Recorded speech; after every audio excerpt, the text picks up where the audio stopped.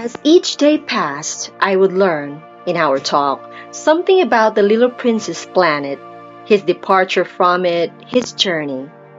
The information would come very slowly as it might chance to fall from his thoughts. It was in this way that I heard, on the third day, about the catastrophe of the baobabs. This time, once more, I had a sheep to thank for it, for the little prince asked me abruptly, as if seized by a grave doubt. It is true, isn't it, that sheep eat little bushes? Yes, that is true. Ah, I am glad. I did not understand why it was so important that sheep should eat little bushes. But the little prince added, then it follows that they also eat baobabs. I pointed out to the little prince that baobabs were not little bushes, but on the contrary, trees as big as castles, and that even if he took a whole herd of elephants away with him, the herd would not eat up one single baobab. The idea of a herd of elephants made the little prince laugh. We would have to put them one on top of the other, he said, but he made a wise comment. Before they grow so big, the baobabs start out by being little. That is strictly correct, I said. But why do you want the sheep to eat the little baobabs? He answered me at once. Oh, come, as if he were speaking of something that was self-evident. And I was obliged to make a great mental effort to solve this problem without any assistance. Indeed, as I learned, there were on the planet where the little prince lived, as on all planets, good plants and bad plants. In consequence, there were good seeds from good plants and bad seeds from bad plants. But seeds are invisible. They sleep deep in the heart of the earth's darkness until someone among them is seized with the desire to awaken.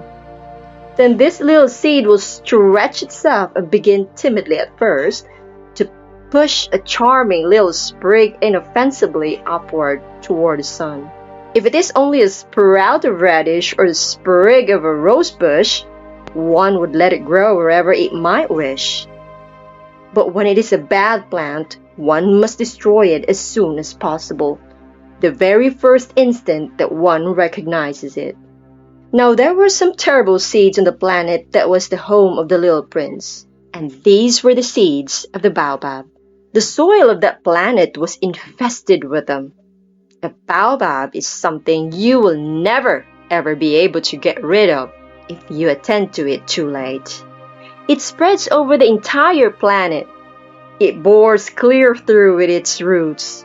And if the planet is too small and the baobabs are too many, they split it in pieces. It is a question of discipline, the little prince said to me later on. When you finish your own toilet in the morning, then it is time to attend to the toilet of your planet.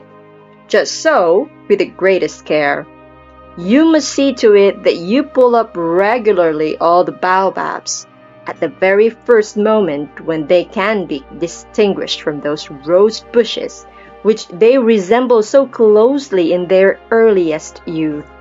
It is very tedious work, the little prince added, but very easy. And one day he said to me, you ought to make a beautiful drawing so that the children where you live can see exactly how all this is. That would be very useful to them if they were to travel someday.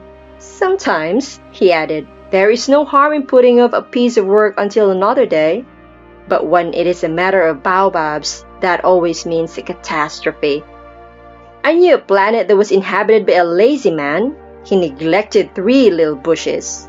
So as the little prince described it to me, I have made a drawing of that planet. I do not much like to take the tone of a moralist, but the danger of the baobabs is so little understood, and such considerable risks would be run by anyone who might get lost on an asteroid, that for once I am breaking through my reserve. Children, I say plainly, watch out for the baobabs.